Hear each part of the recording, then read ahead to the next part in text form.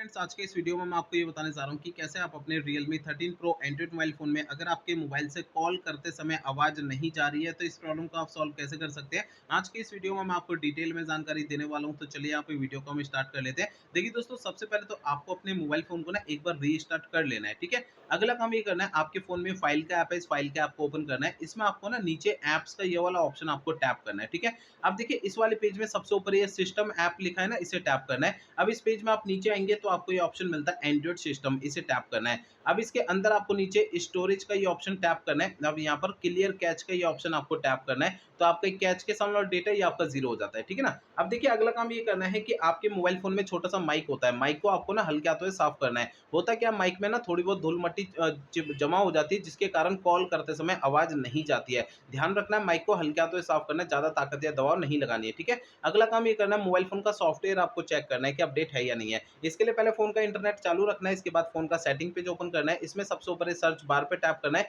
यहाँ पे search bar में सिस्टम सिक्योरिटी आपको लिखना है। नीचे सिस्टम सिक्योरिटी का ये ऑप्शन शो होता है, इसे टैप करना है। अब इस वाले पेज में आपको सिक्योरिटी अपडेट पे टैप करना है। अब आपको है ना इस वाले पेज पे कोई भी अपडेट का बटन या डाउनलोड इंस्टॉल अगर यहाँ पे लिखा हुआ दिखाई देता है, तो उसे आपको टैप करके फ़ोन का सॉफ्टवेयर अपडेट करना है, ठीक है?